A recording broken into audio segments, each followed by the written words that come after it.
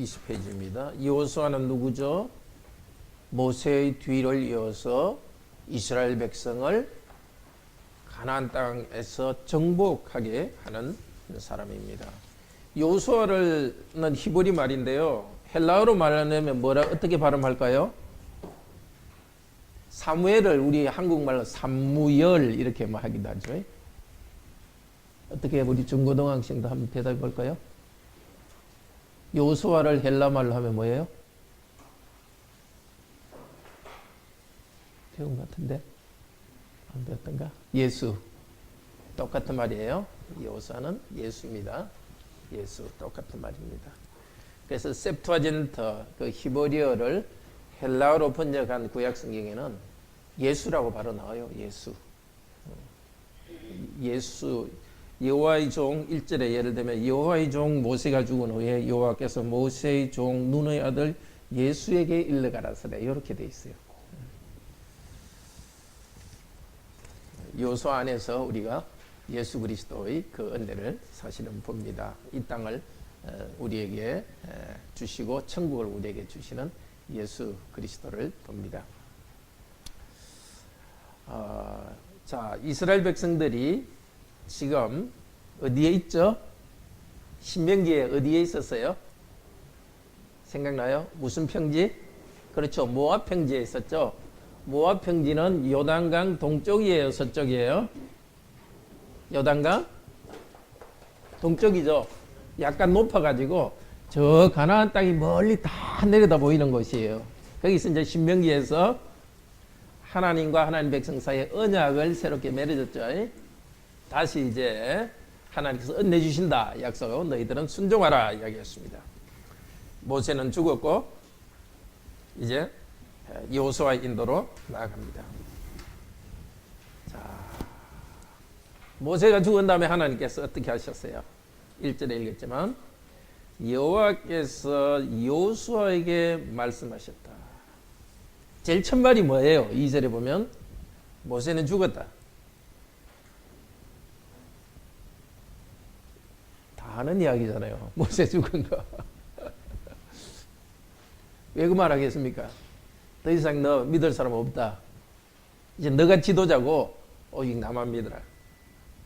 일어나서 이 땅을 백성에게 이 땅을 얻게 할 것인데 자, 5절에 보면 평생에 너를 능히 당할 자가 없으리라. 여호수아 개인이 아니라 이 직분을 감당하도록 합니다. 하나님이 약속해 주시는데 제일 큰 약속은 뭐냐? 5절 읽어봅시다. 너희 평생에 여호수아 1장 5절입니다. 너희 평생에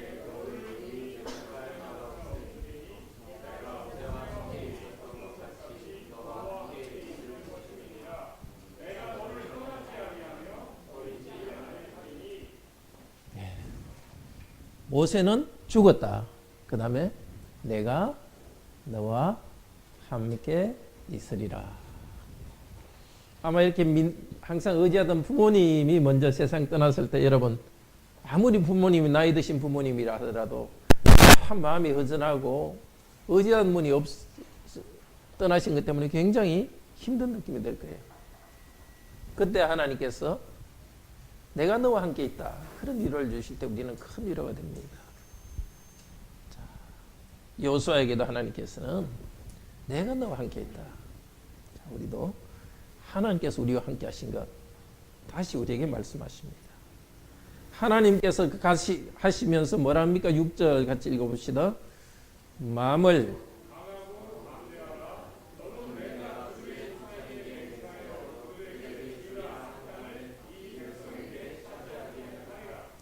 차지하게 하리라. 이게 기업으로 얻게 하리라 이 뜻입니다. 여호수아는 이 백성 전체가 지금 땅도 없죠, 그죠? 그렇지만 이 백성 전체가 땅을 얻게 하는 일을 할 것입니다. 그 땅은 조상들에게 약속한 땅이에요. 너희 후손들에게 땅을 주겠다고 약속했는데 마침내 그 후손 백성에게 그 오래전 아브라함에게 약속한 400년 전에 약속한 그 일이 이 시대에 이루어지는 거예요. 너무 감동적이었지 않겠습니까? 너무 감동적이었겠죠. 누구 저 볼 수 있는 볼륨 조금 마스터로 된 거 볼륨 조금 줄여주시겠어요?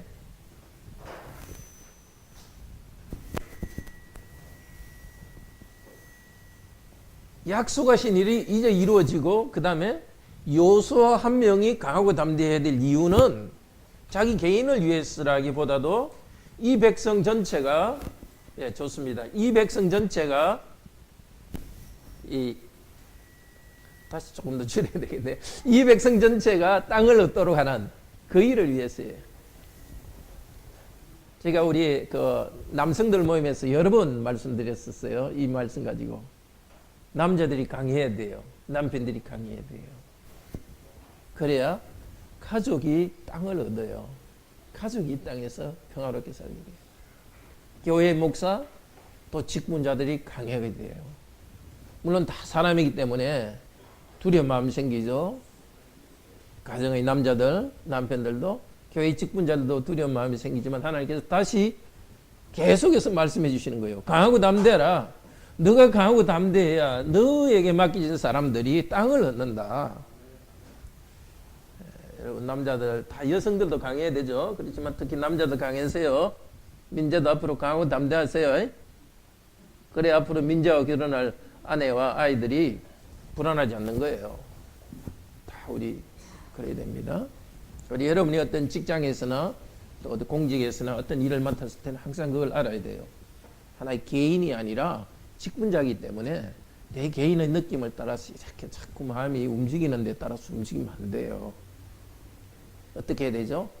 다시 하나님 말씀을 듣고 강하고 담대하라. 이게 몇 번이나 이야기하는 거예요? 한번 자세히 한번 보세요. 1장에 강하고 담대하라가 몇 번이나 나온지 한번 찾아볼래요? 우선 절수 한번 찾아봐. 6절에 나오고 또 어디 나오죠? 7절에 또 강하고 담대하라. 또 어디 나오죠?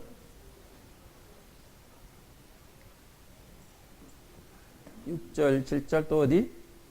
9절 나오고 또 쭉 한번 찾아보세요. 또 있어요.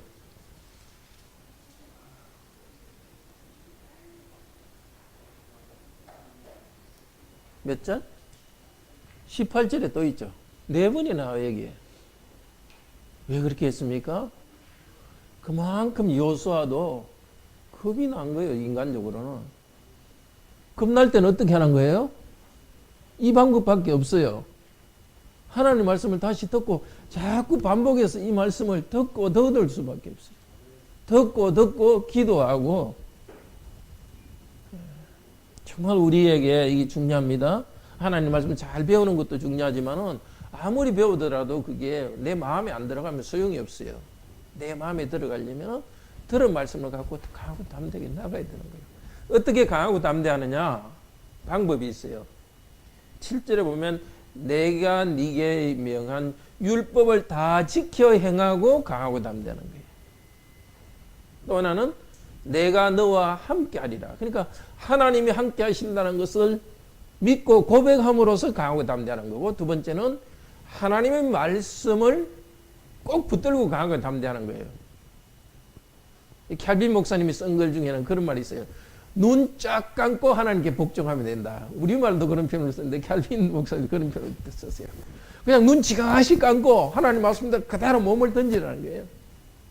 두려울 때는 너무 복잡하게 생각하면 안 돼요. 상황이 힘든 거 그거 자꾸 생각하면 더 힘들어요. 그냥 하나님 말씀대로 그대로 복종하고 나가면은 그 다음에 하나님 뭘 해결해 줘요. 그냥 두려워가지고 뭐 어떻게 하냐 앉아있으면 안 되는 거예요. 시간은 흘러가고 역사는 지나가는데 앉아있지 말고 여호와께서 함께 하신다 하고 나에게 주신 사명을 가지고 여호수아 보고는 뭐라 그러죠? 앞으로 나아가라고. 근데 강하고 담대하라 이거 잘못하면은 강하고 담대하자 이렇게 뭐 무조건 하나님이 주신다 이렇게 하면 안 되죠. 하나님께 여호수아에게 가나안 땅으로 가라 이렇게 했는데 뭐 여호수아가 메소포타미아도 우리 그 강하고 담대하자 이렇게 하면서 막 군대를 끌고 저쪽에 막 메소포타미아 간다든지 거꾸로 막 이집트도 정복하자 이러면 안 되죠. 딱 하나님이 하라는 그 일에서 강하고 담대해요. 그러니까 딱 분별을 가지고 여러분이 나에게 주신 그 사명, 우리 학생들은 공부라면 공부, 지금은 여러분 공부하는 게 중요해요. 공부를 통해 하나님께 영광을 돌리는 거예요. 우리 어린이들은 내에게 준 가정, 나의 직업, 또 이 교회를 세우는 일, 또 그거로 끝나지 않고 힘을 다해서 다른 성도들, 또 주위에 다른 사람을 돕는 일, 내가 할 수 있는 이런 영역들을 하나님이 주시는 거예요. 강하고 담대합시다. 근데 7절에 형통하라, 이게 무슨, 형통하라는 것은 두 번이나 나오는데요. 이 형통은 두 개 단어가 다른데요. 하나는 보통 형통하라는 뜻이고 또 하나는 지혜로라 이 뜻이에요. 지혜로라. 샤칼이라는 단어인데요. 또 우리한테 가르치는 바가 있어요.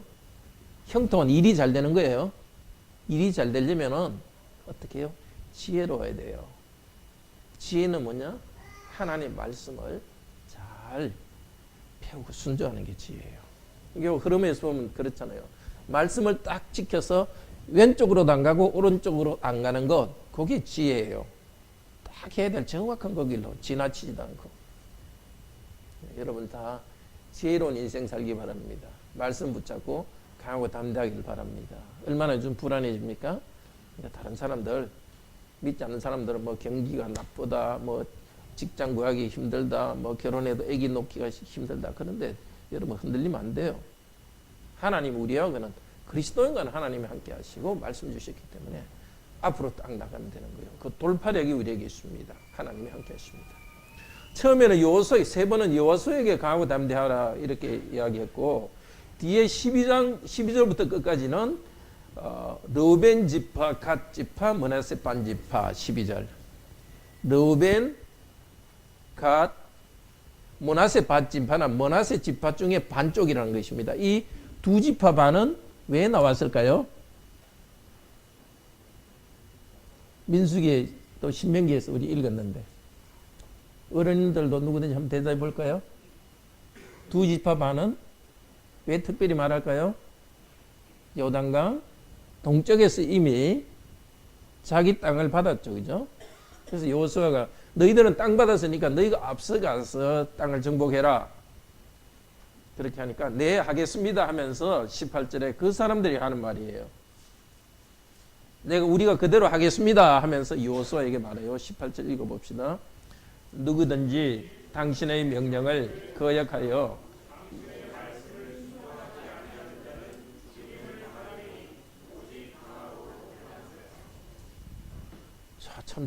참 신기한 일이죠, 그죠? 여호수아보다 위에 있는 하나님께서 여호수아를 보고 강하고 담대하라 이렇게 하고, 또 여호수아보다 뭐 밑에라는 게 좀 이상하지만 여호수아가 지도해야 될 백성들도 강하고 담대하라 이렇게 말하는 거예요. 이게 참 중요한 거예요. 항상 하나님께서 우리 직분자들에게 강하고 담대하라, 가장들에게, 또 교회 직분자들에게, 또 우리 모든 성도에게 말하지만은 또 하나 강하고 담대하다는 이 말은 음성이 어디서 들려와야 되느냐? 따르는 사람한테서 들려와야 돼요. 그러니까 남편들은 하나님 말씀을 듣고 강하고 담대하잖아요. 그럼 아내가 옆에서 강하고 담대하십시오. 나는 복종하겠습니다. 이렇게 해야 되는 거예요. 하나님께서는 강하고 담대하라. 너가 이 가정을 세워라 이랬는데 아내가 당신 하나님 일마다 다 실패할 거야. 왜 그래요? 계속 이렇게 말하면 강하고 담대할 수가 없는 거예요. 이 아래 위에서 강하고 담대하게 해줘야 되는 겁니다. 우리 서로의 관계에서도 마찬가지입니다. 우리 각자는 하나님과의 관계 속에서 말씀을 들으며 강하고 담대해야 되지만 서로가 서로에게 강하고 담대하도록 격려해 줘야 됩니다. 다 우리 부족함이 있고 다 실패할 사람입니다. 그러니까 하나님의 말씀을 의지하고 하나님이 함께 하시기 때문에 강하고 담대합니다. 이 백성들도 뭐라 그럽니까? 17절에 보면 여호와께서 모세와 함께 하셨던 것 같이 당신과 함께 계시기를 원합니다. 그것 때문에 강하고 담대하라고 격려하는 거예요. 여호수아 당신은 너무너무 재능이 많습니다. 그게 아니라 여호와 하나님께서 함께 하시기를 원합니다 하며 강하고 담대하기를 원합니다. 네, 여러분 아내된 여러분들은 남편에 대해서 여호와 하나님께서 당신과 함께 하기를 원합니다. 이렇게 하면서 강하고 담대합니다. 그렇게 하기를 바라고, 자녀들 여러분도 마찬가지예요. 부모님들 부족함이 있다고 자꾸 부모님한테 뭐 엄마 아빠는 뭐 자기도 안 하면서 왜 내한테 하라 그래요. 뭐 자꾸 이런 말 하면 힘들어요. 엄마 아빠도 하려고 하는데 안 하는 거지.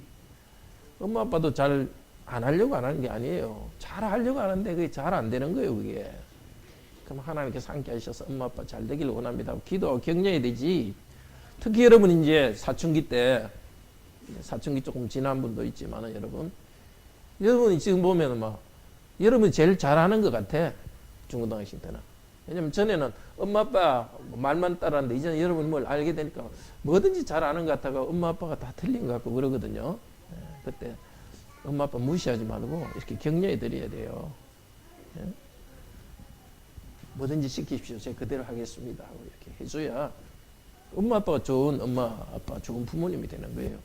그러니까 좋은 지도자는 어떤 면에서는 좋은 이렇게 따르는 사람들이 좋은 지도자를 만들어요. Good leaders, 그러니까 good followers make good leader. 여러분 교회에서 좋은 지도자 만들면 저도 부족하지만 저에게 좀 순종해 주시고 우리 장로님 지사님께서 순종해 주시고 가정에서도 그렇고 직장에서도 그렇고 여러분 상관들이 부족하더라도 자꾸 세워주기를 바랍니다. 2장은 잘 아는 이야기죠. 정탐꾼의 이야기. 이제 가나안 동쪽에서 서쪽으로 2명의 정탐꾼이 요즘 말로 하면 뭐죠? 스파이. 우리 옛날 쓰던 말로 간첩 2명을 보냈어요. 그런데 어디로 들어갔죠? 여리고 성의 기생 장녀한테 갔어요. 장녀 집은 제일 성 꼭대기에 있어서 아무나 들어갈 수 있는데요. 다른 데는 딱 들어가면 너 이스라엘에서 왔구나 하는데 이 장녀 집은 요즘은 치면 호텔 가도 호텔은 아무나 들어갈 수 있잖아요. 개인 집에 들어가면 아는데 이 호텔에 맞으면 들어간 거예요. 아마 그때 이게 장녀 역할도 했지만 호텔 역할도 그때 했을 거예요. 근데 이 여자가 숨겨져요. 왜 숨겨져요? 자, 11절, 2장 11절 읽어봅시다. 시작. 우리가 듣자.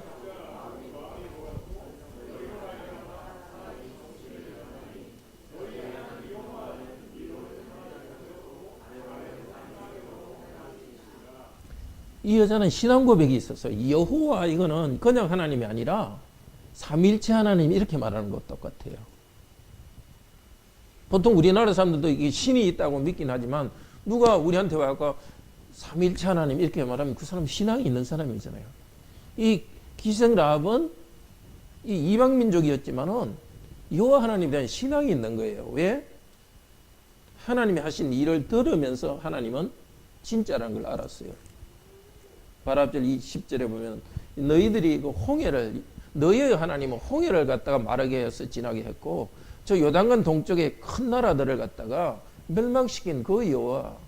그러니까 이 여호와는 진짜 신이다. 우리가 지금까지 믿어온 바알은 가짜고 여호와 하나님은 진짜 신이다. 이게 소문을 들어가 이 사람은 이미 말하자면 요즘은 지금 예수 그리스도를 마음에 영접한 거예요. 신앙이 있는 사람이에요. 그래서 이미 몸은 장녀였지만 이 사람은 거룩한 하나님 백성이 된 거예요. 결심한 거예요. 그래서 어떻게 하는 거예요? 우리 12절 13절 또 읽읍시다. 시작. 그러므로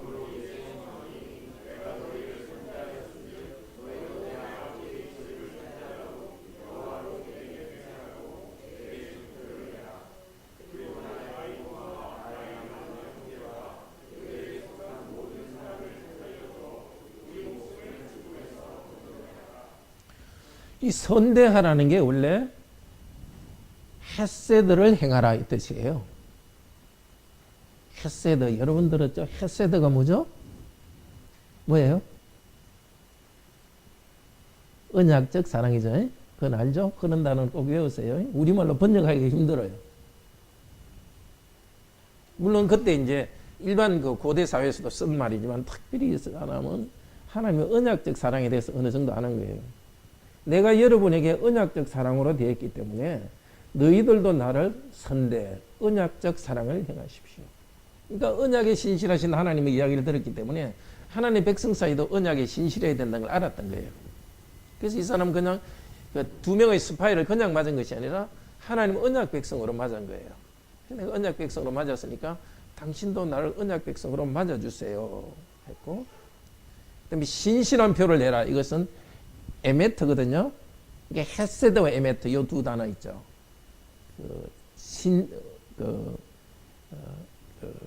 이 두 단어.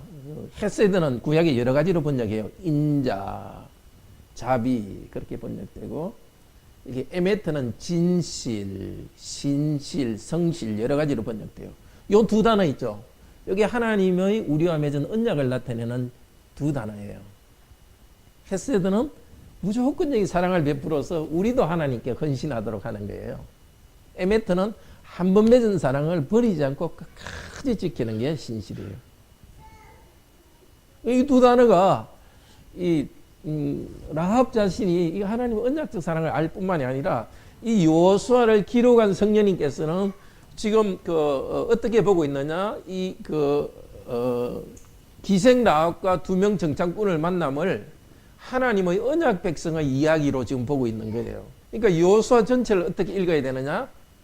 그냥 하나의 이야기로 읽어서는 안 되는 거예요. 두 사람이 만났고 막 숨겨졌고 살았다 이렇게 그것만 읽어서는 안 되는 거예요. 우리가 주일학교 애가 2-3살 때는 잘 모르니까 그 이야기만 하지만 제대로 이 말씀을 읽으려면 하나님께서 당신의 백성을 언약적 가운데서 쭉 이렇게 이끌어 가시는 가운데 언약 백성들을 모아 가시는 그 이야기로 읽어야 되는 거예요.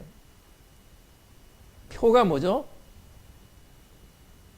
성례는 복음 약속의 표와인이다. 그와 같은 거예요. 언약 백성에 대한 한 표를 말하는 거. 14절에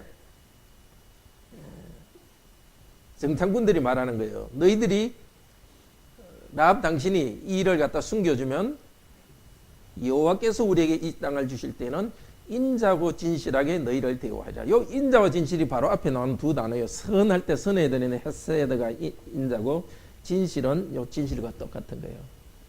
그러니까 아합도 인자와 진실을 이야기하고 정탐꾼도 인자와 진실을 말하고 있는 거예요. 여호와께서 주신 그 인자와 진실 안에서 전혀 이방 민족, 더구나 창녀인 여자를 하나님께서 언약 백성으로 받아들이고, 또 이거 정탐꾼들은 이 여자를 하나의 창녀로 보지 않고 언약 백성으로 받아들여 주는 거예요. 그리고 라합은 마저 눈 짝 감고 자기 백성을 확 버린 거예요. 자기 민족을 요즘처럼 배반하고 하나님 백성으로 몸을 던진 거예요. 우리에게 여러 가지 이야기해 줍니다. 우리도 아무리 뭐가 좋다 하더라도 미련하게 거기 머물러 있으면 안 돼요. 하나님께서 옳고 좋은 걸 보여줄 때는 쫙 버리고 나와버려야 돼요. 미련해가지고 거기 자기 인간관계 생각하고 우리 누구하고 있어야 되지. 분명히 이 창녀지만 자기 가족들 있잖아요.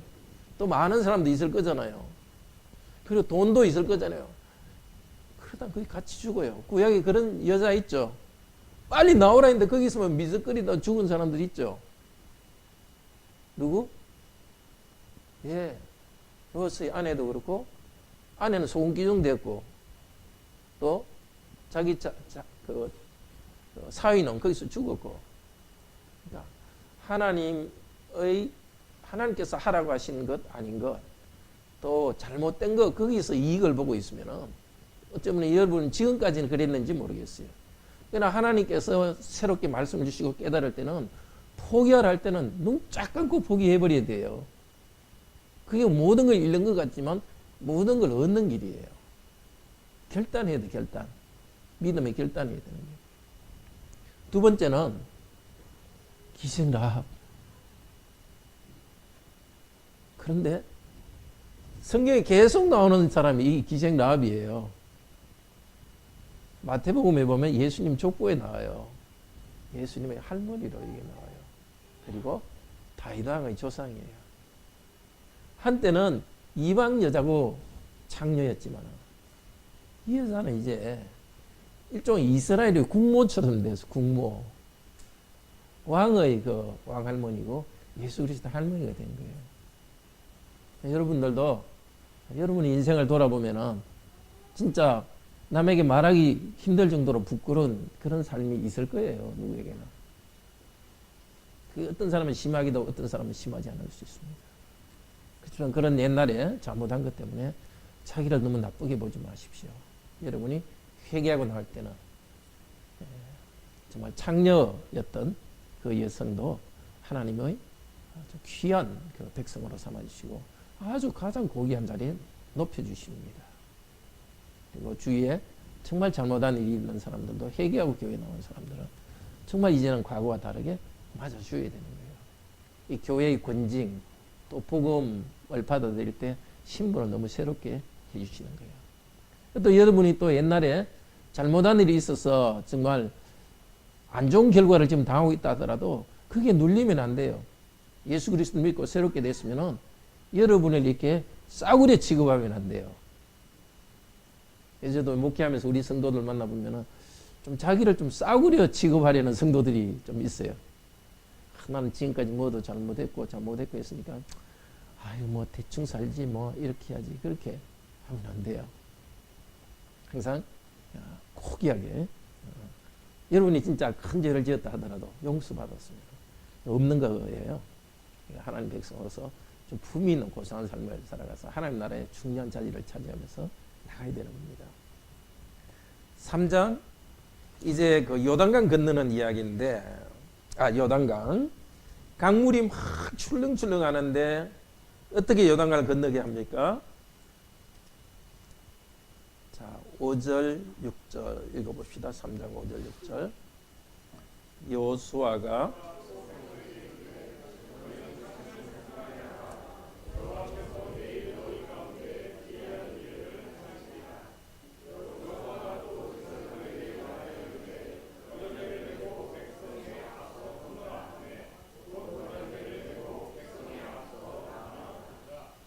그러니까 요단강은 강물이 막 이제 범람이라는 것은 지금 계절이 지금 홍수 때인지 막 바깥으로 막 강물이 흘러 넘치는 엄청난 지금 위험한 상황인데 어떻게 강을 건너요? 큰 뭐 배를 띄워서 갈 수도 없고 수많은 인구들이 하나님께서 이 강물을 쫙 가르는데 백성들은 어떻게 하라 그래요?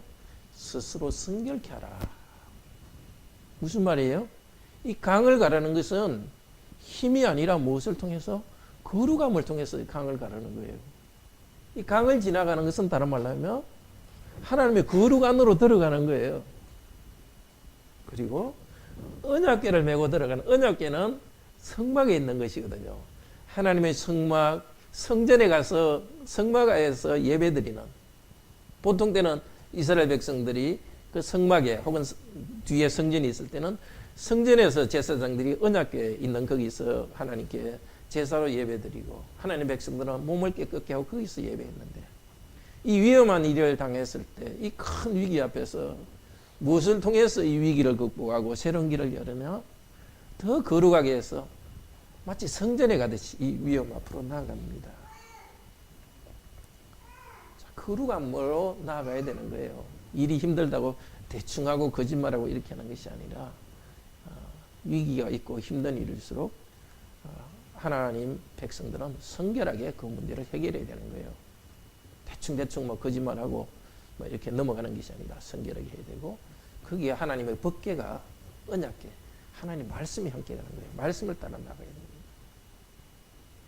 자, 우리 그 가정기도 교재에 나왔지만은 하나님의 언약궤가 가진 이 그 제사장이 8절에 보면 요단에 들어서라. 여기 들어서다가 아니고 원래는 서라 있다. 서라. 강 안에 들어가서 섰어요. 그랬더니 16절에 보면 물이 쌓이고 이것도 선다는 뜻이에요.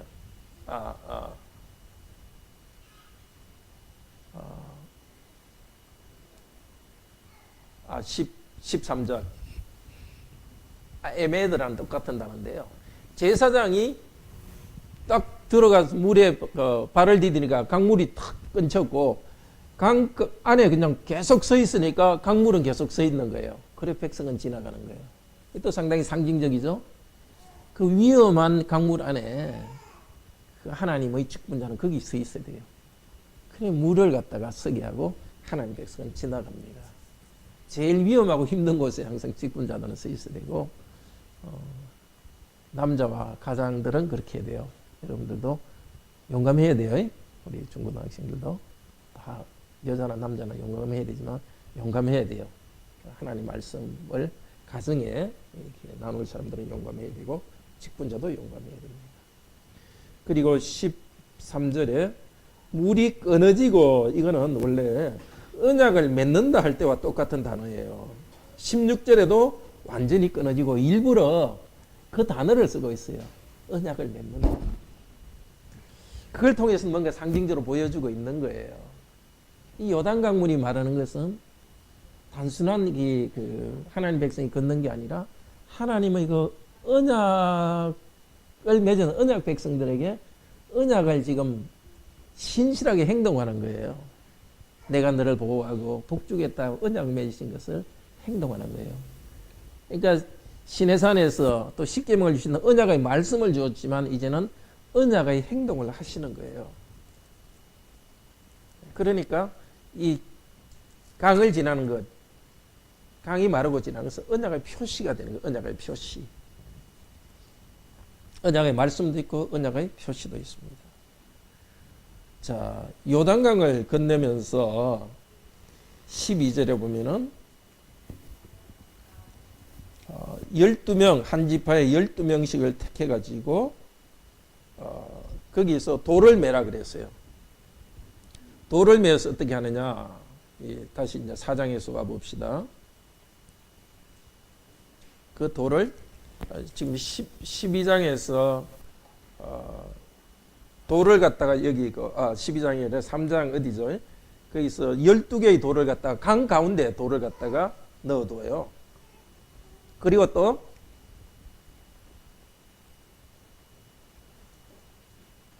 4장 5절에서는 강 안에 있던 돌을 갖다 꺼내놔 가지고 걷는 다음에 또 강가에 돌을 12개 이렇게 세워놔요. 강 안에 돌이 12개 세워져 있고 강둑에 또 돌이 12개 세워져 있는 거예요. 이것이 뭐냐?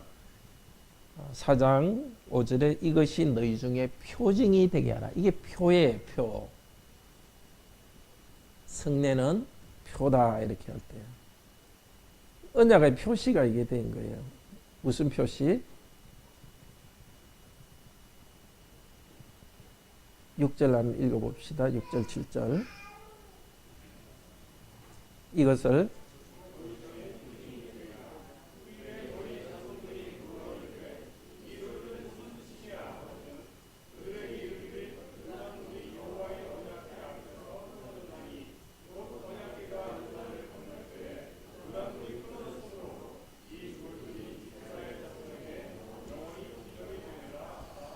표와 기념, 어디 많이 들은 말이죠, 그죠?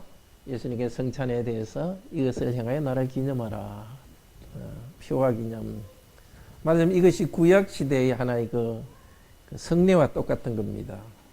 그리고 언약궤 앞에서 끊어졌느니, 끊어졌는 게 뭐라고요? 카라트인데 언약과 끊어졌다는 건 언약 맺다는 뜻이에요.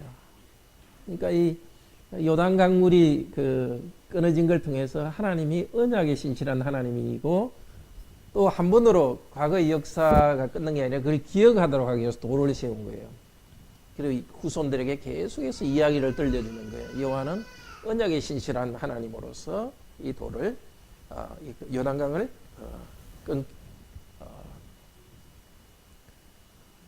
통해서 우리를 구원하셨다. 이것이 바로 우리가 계속 해야 될 그 세례와 성찬입니다. 세례와 성찬을 통해서 하나님 언약에 신실한 분이다. 그래서 우리 후손들에게 계속 말해줘야 됩니다. 그러니까 이 요단강의 그 성례는 한 번 행했죠. 그렇지만 우리의 성례는 계속 영원히 행할 성례입니다. 세례도 그러고 또 성찬도 그러고 우리 자신들도 행하면서 여호와께서 우리를 구원하신 일, 우리를 죄로부터 구원하신 일, 예수께서 십자가에 죽으셔서 우리를 구원하시고 지금도 우리에게 생명 주시는 일을 이 성례, 성찬을 통해서 우리는 고백하고 경험합니다. 다시 기억합니다. 그리고 세례를 받은 우리 자손들에게도 왜 너희들이 세례 받는지를 이야기해 주셔서 이것을 기억하게 합니다. 자, 5장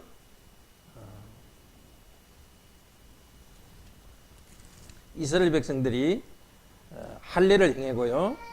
그리고 10절에서 유월절을 행했습니다. 만나가 끊겨졌습니다. 40년 동안 할례를 못했어요. 이제 할례를 행했다는 것은 하나님께서 새로운 거룩을 이 백성에게 거룩한 시대를 시작하였다는 뜻입니다. 13절부터는 여리고에 가까이 왔는데 어떤 사람이 칼을 들고 떡 서 있는데 여호수아가 뭐라 그랬어요? 우리 편이냐 적이냐 물으니까 뭐라고 말했어요? 나는 사람이 아니고 네 편도 아니고 적도 아니고 나는 여호와의 군대 장관이다. 내 발에서 신을 벗으라. 여호수아는 그 앞에 엎드려 절했습니다.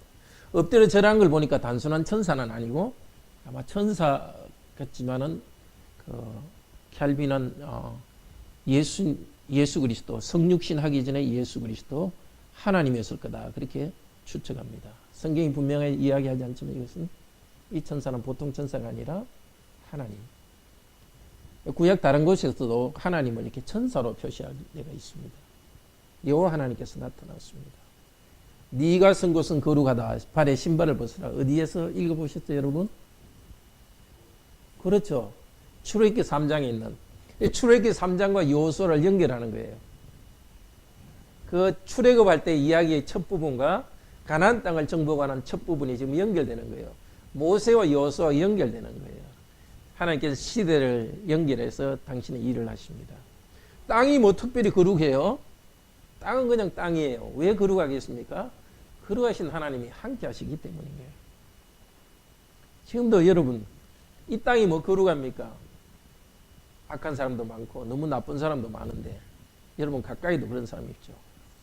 근데 우리가 앉아있는 이곳, 우리가 함께 예배당은 거룩한 예배 자리가 거룩한 것이고 우리 가정이 거룩한 곳이고 우리 성도님이 일하는 그곳은 거룩한 곳입니다. 바로 거룩한 하나님이 여러분과 함께 계십니다. 6장은 이제 나팔 불고 돌면서 여리고를 정복하는 이야기입니다. 오늘 오전 예배 말씀 때 배우도록 하겠습니다. 함께 기도합시다. 주님 감사합니다. 구약 백성에게 약속하신 땅을 주셨는데 그 주신 땅을 다시 정복하여 얻도록 하셨습니다. 그래서 여호와께서 함께 하시고 말씀을 주셔서 믿음으로 강하고 담대하게 정복하여 차지하라고 하셨습니다. 그래서 그것을 하나님께서 일하신다는 것을 보여주기 위해서 기적으로 요단강을 건너게 하시고 또 기적으로 여리고성을 정복하게 하셔서 앞으로 이스라엘 백성들이 자기 힘을 다하여서 죽을 힘을 당하여 싸울 때도 자기 힘 때문이 아니라 여호와께서 주신 능력으로 이긴다는 것을 가르쳐 주었습니다. 오늘 우리에게도 은혜로 영원한 기업, 가나안 땅보다 더 좋은 천국을 주셔서 감사합니다. 이 땅의 수고가 끝나면 그 천국을 누릴 것이지만 이 땅에서도 이미 우리에게 거룩한 땅에서 천국을 미리 맛보도록 하셨습니다. 우리에게 가정과 교회와 우리의 일터와 우리와 만나는 사람들 또 조국 대한민국을 주셨는데 여기서 우리가 강하고 담대하게 말씀대로 주님과 함께 동행하면서 바로 이 땅 주님께 주신 땅을 우리가 힘껏 수고하여서 정복하여 얻을 수 있도록 도우소서. 우리의 야망에 따라서 이리저리 헛되게 움직이는 것이 아니라 분명히 우리에게 주신 그것을 바로 분별해 알 수 있도록 하시고 또 우리에게 지시한 곳에 머물러 있을 수 있도록 하시고 우리의 감정을 따라서 이리저리 출렁거리지 않도록 하소서. 오히려 주님을 의지하고 주님 말씀을 꼭 붙잡고 나아가서 우리에게 주신 것들을 꼭 얻게 하여 주소서. 주 예수 그리스도 이름으로 기도드립니다. 아멘. 함께 예배 준비하겠습니다.